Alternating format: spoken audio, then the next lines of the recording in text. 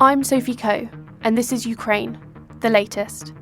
Today, we analyse and discuss the latest updates from the front lines of the war in Ukraine and speak to a doctor and activist from Ukraine called Walter Lekh.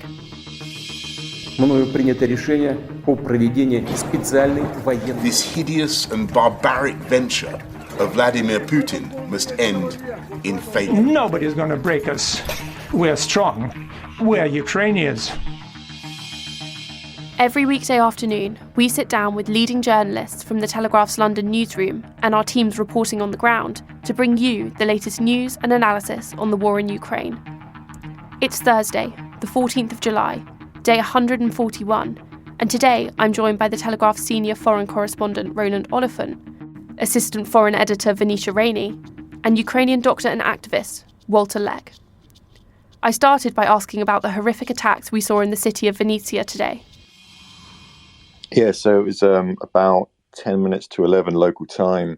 The Ukrainians say there were 3 cruise missiles landed bang in the centre of the city, in a car park next to a 9-storey business centre, kind of basically an office block where small businesses, had their own workspace.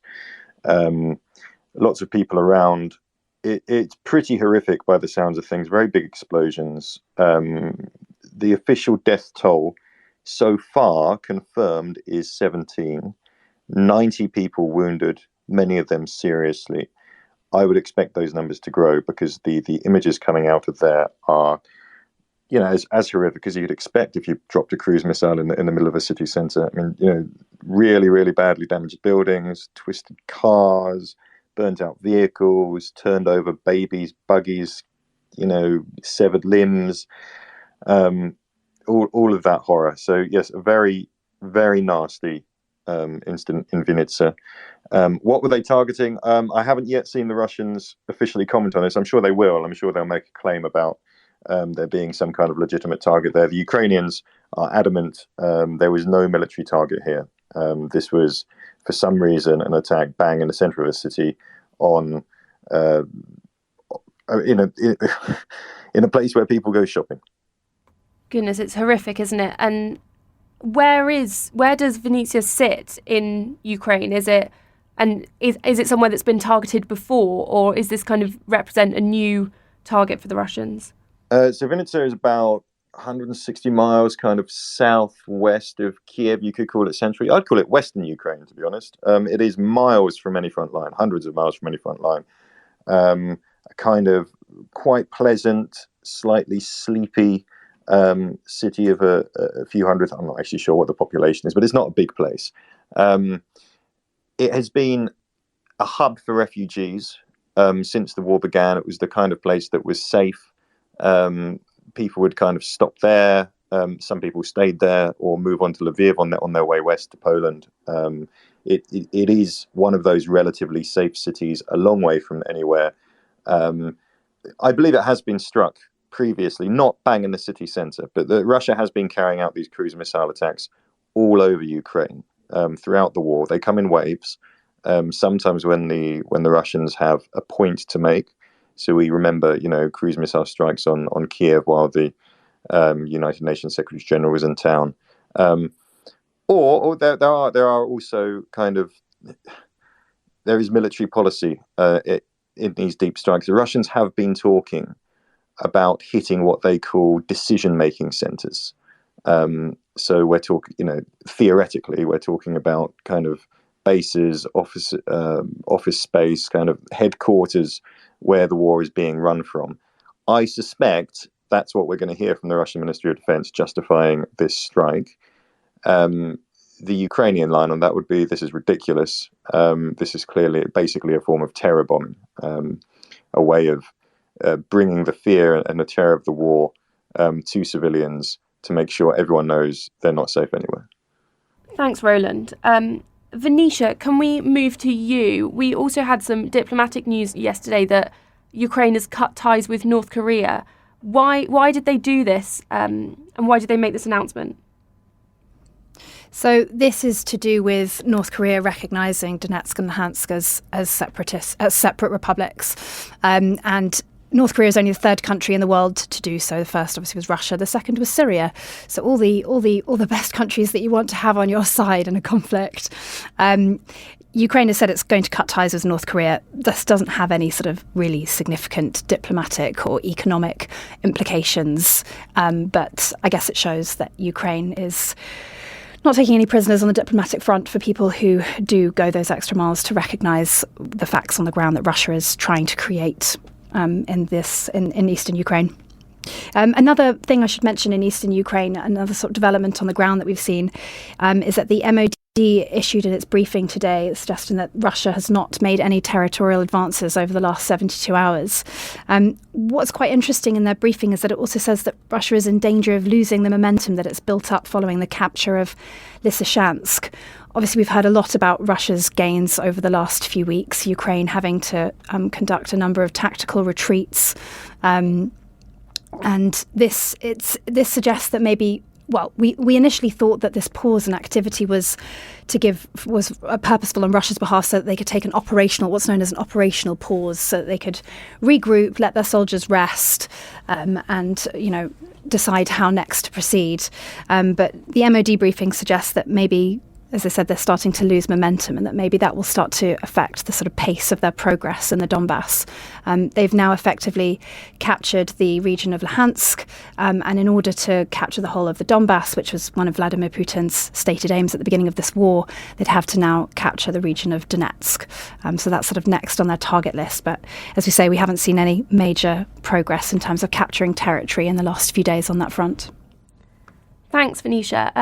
I wondered if we could go back to you, Roland. So obviously you were speaking about those horrific attacks earlier, which many of us would certainly imagine would move into the territory of war crimes. The UK government have announced a new package around war crimes today. Could you give us a bit of detail about exactly what that is? It's just of something that's being called the Ukraine Accountability Conference. It's in The Hague. It's being co-hosted by the International Criminal Court, the Dutch Ministry of Foreign Affairs, European Commission. It's basically aimed at prosecuting war crimes that have been committed in the course of this war. The UK is donating £2.5 million to, I believe, the Office of the Ukrainian Prosecutor General to support the investigations. Also today, we've got the OSCE has released a new report kind of documenting possible war crimes, reported war crimes, abuses of rights, predominantly by Russian forces in Ukraine. It is a big bit of work. It documents things that I think we've talked about before. The kind of stuff we're familiar with from places like Bucha. We're talking about killings of civilians, sexual violence, rape by soldiers, the filtration camps. So this system of what the Russians call them filtration centers, and the idea is that if you capture an area, civilians are screened to make sure that they're not collaborators or Ukrainian soldiers and so on. Deep concerns about that kind of thing. And this is all in the context of, and I think that the British government wants to kind of put it in the context of the broader support for Ukraine. It's very much, this is meant to be seen as part of the military support, part of the political support, the economic support. The chances of actually arresting the soldiers suspected of perpetrating crimes, if Russia does not lose this war, I think are pretty slim. And if you look at these things like the Yugoslavia Tribunal, the Rwanda Tribunal, it can go on for years and years and years. Thanks, Roland. Great. Well, thank you so much, both Venetia and Roland, for those updates. I know that Venetia is on our very busy foreign desk today, so has to run off at some point. But I really appreciate you guys giving your time to our podcast and Twitter space this afternoon. I wanted now to introduce Walter Lekh to the Twitter space. Now, Walter is someone who's very familiar with the format of Twitter spaces, as he himself is the founder of the Walter Report, which is a constant Twitter space that's been going on since Russia invaded Ukraine. So, Walter, first, if you could give our listeners a little bit of information about you, where you're from, what you do, that would be absolutely brilliant. Thank you for having me here. Just a little correction. The space hasn't been going for 8 years because Russia invaded Ukraine 8 years ago by occupying Crimea and starting a war in the east of Ukraine that has been on for 8 years. The space has started when Russia re-invaded Ukraine on the 24th of February. We were live. Specifically, we never planned to continue indefinitely. And we watched the Russian attacks on the checkpoints in between mainland Ukraine and Russian-occupied Crimea.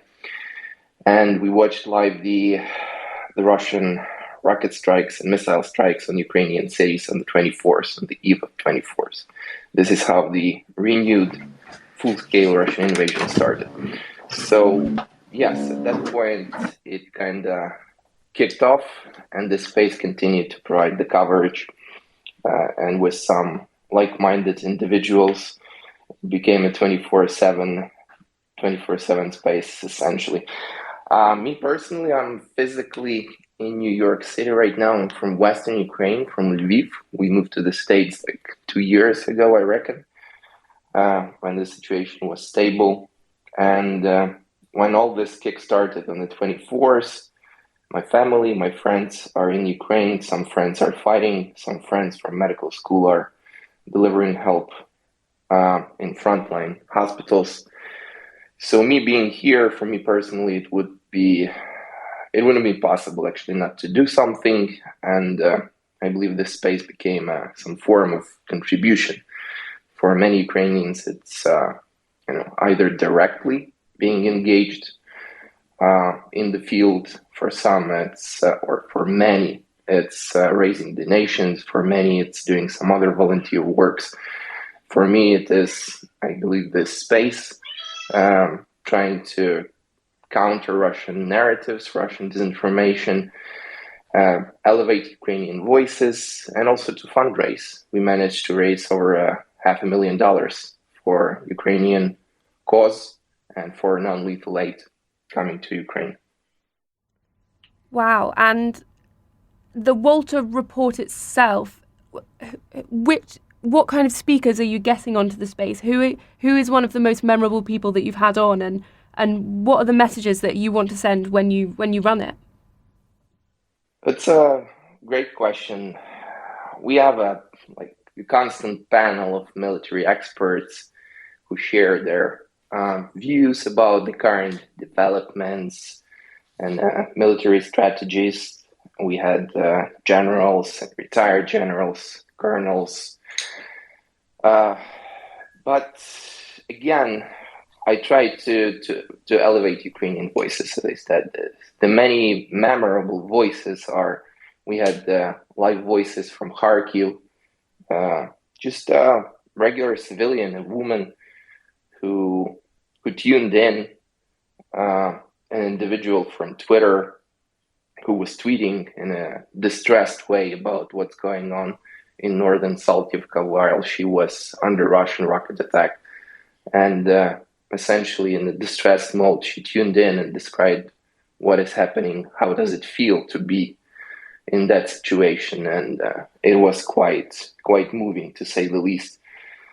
And we actually had Roman Ratushny on the space, which is personally, it's also quite moving, because if you know, Roman was one of the most prominent Ukrainian civic society leaders who was active on Maidan, who was doing a lot of activist work with Protasiev Yar, and then he joined the 93rd Brigade as the war started, and was a recce soldier on the front lines. And we were lucky to have him for about 5 times in the space when he was on a brief leave from his work somewhere in the rear section of the front lines, and he was delivering live updates from the front line until the moment when he was killed by Russians, which was a great loss for the Ukraine. But the space was honored to actually have that level of individual in the space. So again, it differs. As it is a 24/7 thing, we occasionally have unexpected guests, and we try to plan them out And it's a plethora, it's a spectrum. And again, it's elevating Ukrainian voices and injecting expert opinion on the subject matter. And you mentioned there about elevating voices, making sure that the message is out there. We've spoken a lot on this podcast about the importance of the information war and the communications of the Ukrainian government, the Ukrainian president.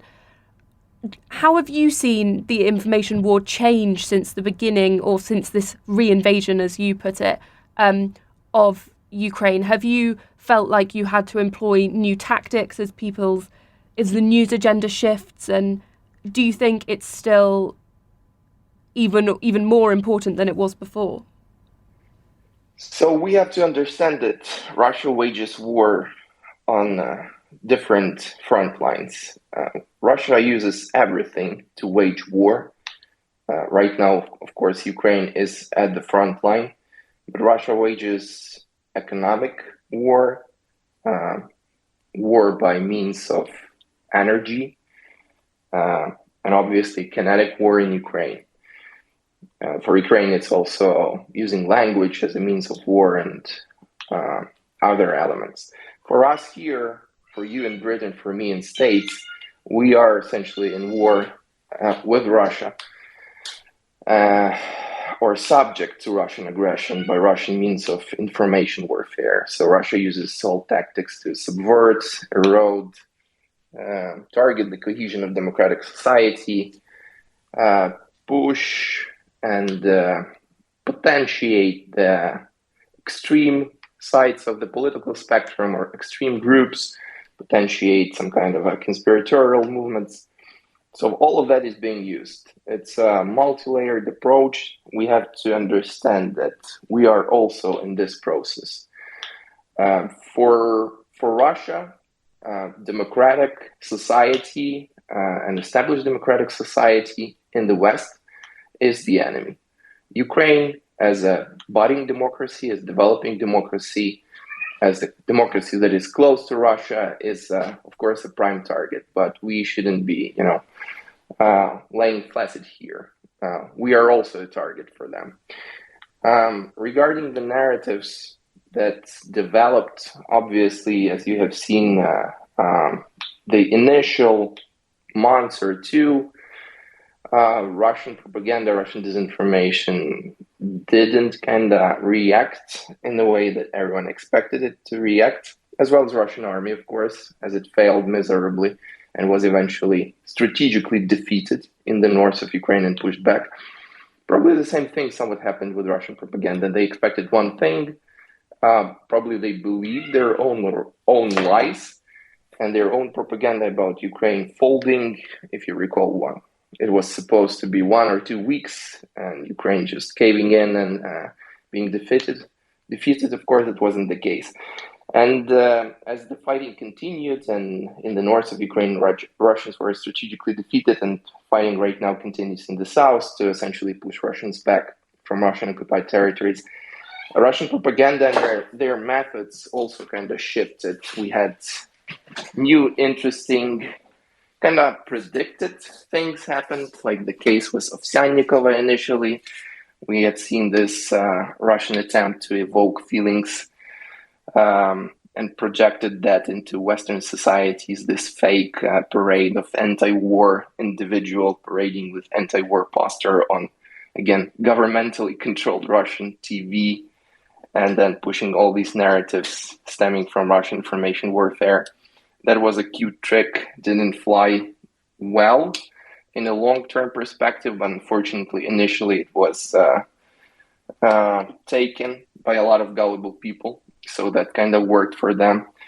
And right now it continues with all these Russian narratives about food crisis that Russia itself created and continues to exacerbate by targeting Ukrainian fields, burning them, and targeting and destroying the grain storage facilities and silos, and accompanying narratives about, shifting the blame, whataboutism, old good whataboutism, it's still there, and all other kind of narratives that are being injected and perpetuated by Russian disinformation. So yes, we also try to combat that.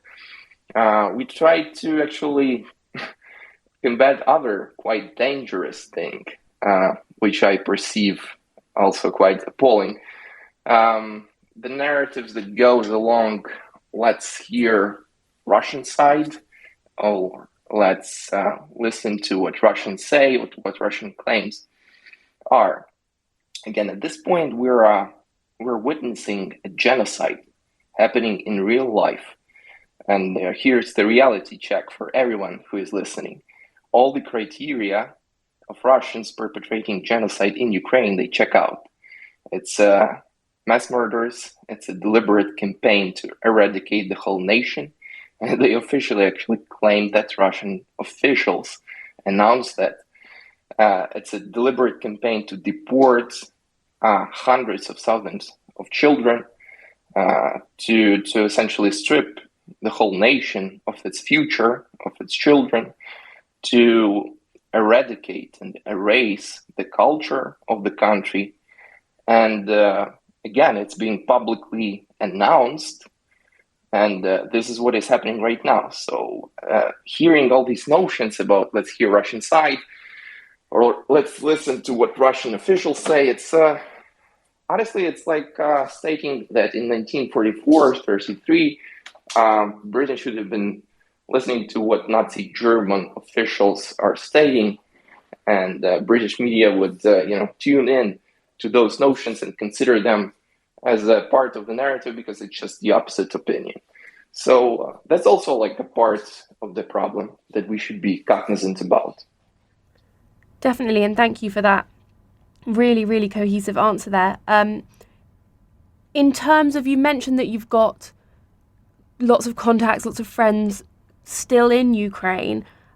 What are they saying to you at the moment? I know that that's a huge question, but your friends in Lviv, your friends in Kyiv, what are they saying about the situation at the moment, and how their daily life is like and how things have changed? So it differs for some. For my best friend, the life changed drastically because he was mobilized into territorial defense forces, trained, and right now being sent to the front line towards Kharkiv.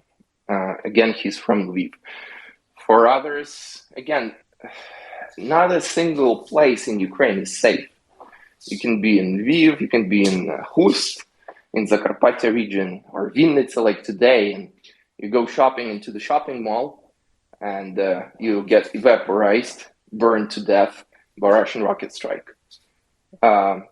Civilians are legit targets for Russians. Maternity hospitals are legit targets for Russians. Then they are being designated as command and control centers, right?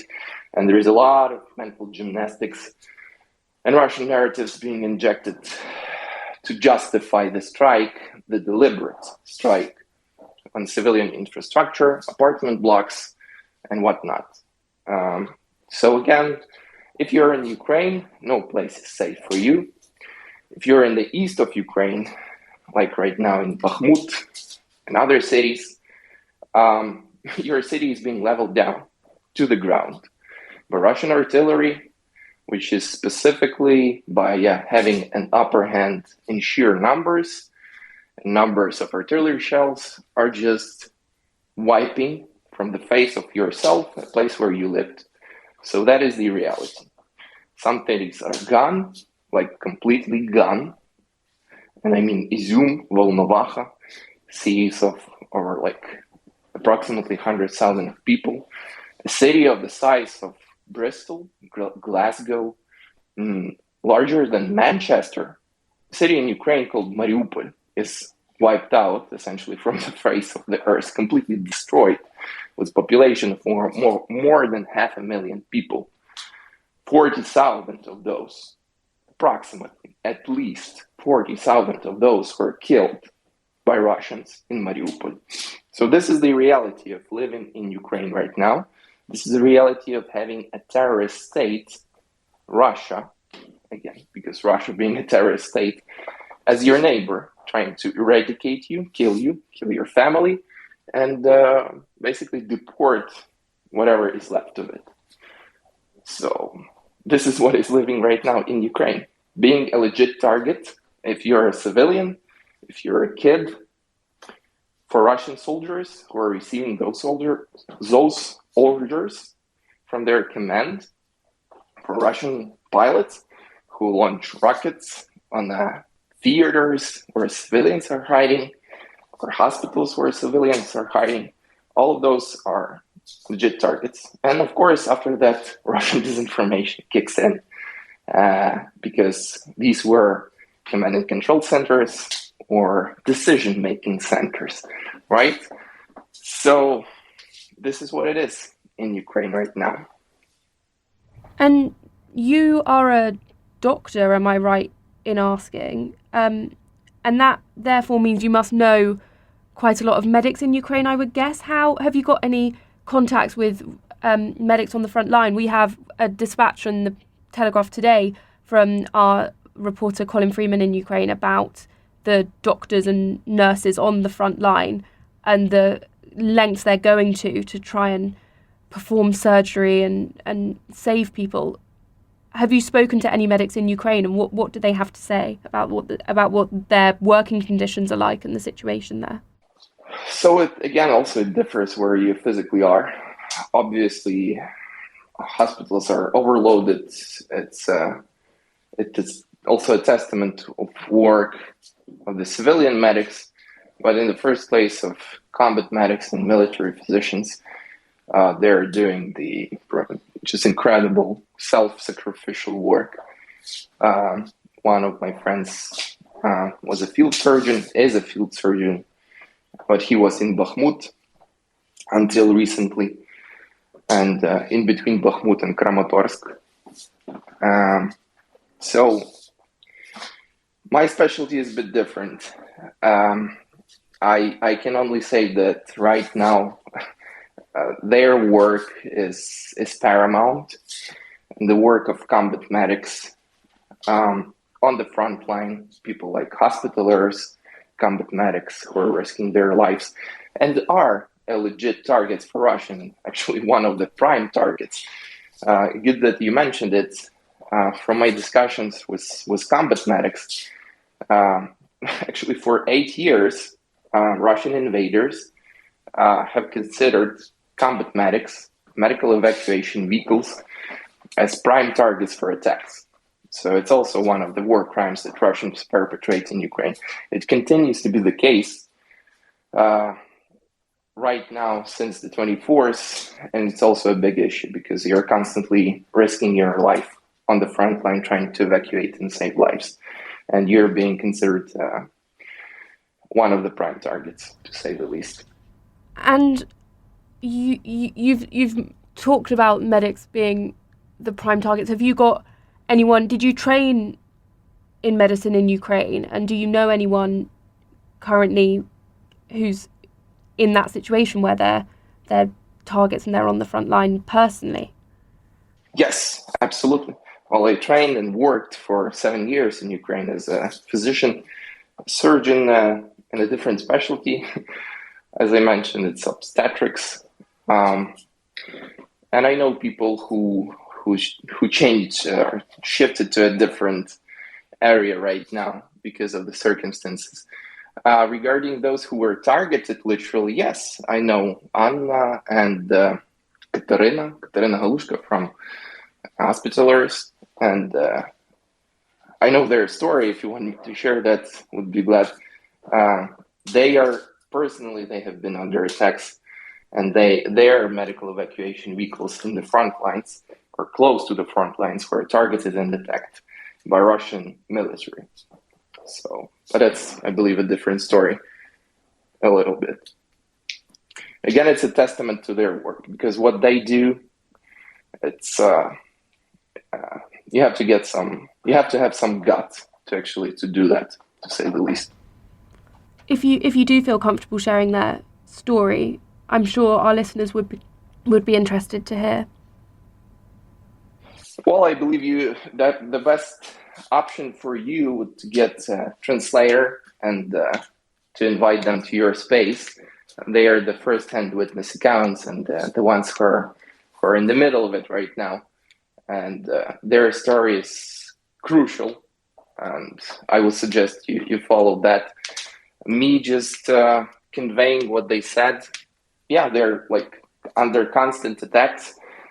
Their vehicles are being targeted on the front lines, as I mentioned, and they're risking their lives on a daily basis. Recently, they lost their combat evacuation vehicle, which was a large bus, specifically redesigned or refurbished to evacuate large number of wounded soldiers. They lost one of the ladies during that accident. Their trauma surgeon lost his wrist, which got traumatically amputated. So that's the part of the story. But the story is not for me to tell, but for those ladies. And I strongly suggest that you invite them. We will do just that. Thank you so much, Walter. A quick final question, I guess, from me is I wanted to flip over to your involvement in the NAFO, the NAFO. Can you tell me what you do with them and how you fundraise? So NAFO actually changed my avatar or whatever that is, profile pic just recently. It's a part of, I guess, information campaign and slash trolling Russian disinformation online, which is good stuff and a good thing to do. I'm not directly involved, but I support the cause. And as you see, my avatar has a Walter Report anti-tank weapon with a Walter Report thingy on top of it. So it also kind of shows where I'm coming from in this regards. Again, it's a good bunch of fellas. They're doing an excellent work. And again, it's part of disproving Russian disinformation, Russian narratives online, which is something that should be potentiated, to say the least. In a funny manner, in a humoristic manner, in a jokingly manner, even though the things that are discussed are quite grim. But there is also an element of dark humor in anything that actually gives you a chance to cope with that. So I believe that's one of those things.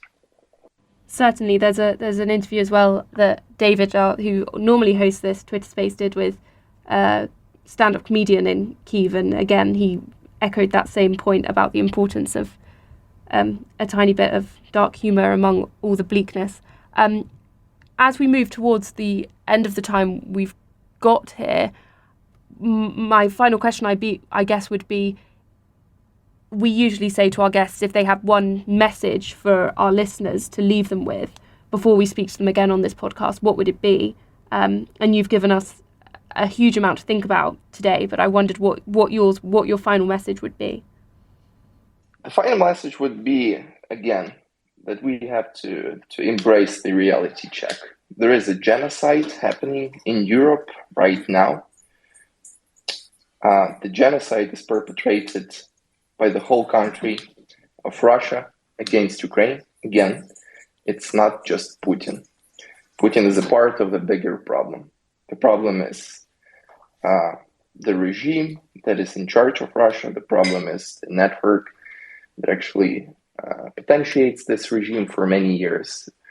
And the part is the brainwashing and that part of the Russian society, a majority of Russian society that adheres to those ideas that were injected and wholly support them. And the problem will be an issue, not for just Ukraine, but for the whole world for many years to come.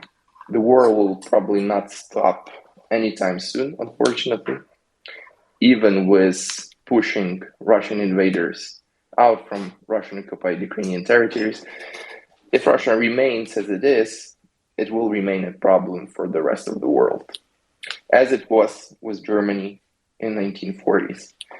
And we should not turn our heads away. We should not remain deaf. Again, this is the genocide that is happening. Genocide is being perpetrated, and here's the reality check for every single one of us. Russia sees democratic societies as number one enemy, targets, and continues to erode, subvert, and target democratic societies by various means. So we are at war, believe it or not, deny it or embrace it, but that is the fact. The war is being waged by different means, and we are the target, the democratic society and our cohesion. In Ukraine, it's just one additional element of that war. It's a kinetic war on the ground, plus the genocide that Russians perpetrate. But again, it should be a reality check. As we move on, as this shifts into the background and we move on with our lives, the whole thing doesn't get better. It just gets worse, with more people dying in Ukraine and with Russia trying to do the mental gymnastics and inject new information warfare narratives to kind of muddy the waters. And we have to constantly do the effort to combat that and push that away, and to essentially cut all the ties with Russia, cut the sponsorship, cut the dealing and the trade with Russia, because our money sent to Russia in one way or another by purchasing anything, be it a resource of oil, gas, minerals, or something else, this money is sponsoring Russian genocide of Ukrainians and sponsoring the murders of innocent people, women, children in Ukraine. This is the reality check as well. And we have to combat corruption here in the democratic societies, because Russia uses that as a tool as well, as one of the elements of the warfare against us. Ukraine, the latest, is an original podcast from The Telegraph. To stay on top of all of our Ukraine news, analysis and dispatches from the ground, subscribe to The Telegraph. You can get your first 30 days completely free at telegraph.co.uk/audio, or sign up to Dispatches, our Ukraine newsletter, which brings stories from our award-winning foreign correspondents straight to your inbox. You can listen to this conversation live at 1 p.m. each weekday on Twitter Spaces. Follow The Telegraph on Twitter so that you don't miss it. If you enjoyed this podcast, please consider following Ukraine the Latest on your preferred podcast app and leave a review, as it helps others find the show. You can also get in touch directly with us by emailing podcasts@telegraph.co.uk. We read every message. Ukraine the Latest is produced by Giles Gear and Phil Atkins, and today on Twitter, Jaden Irving.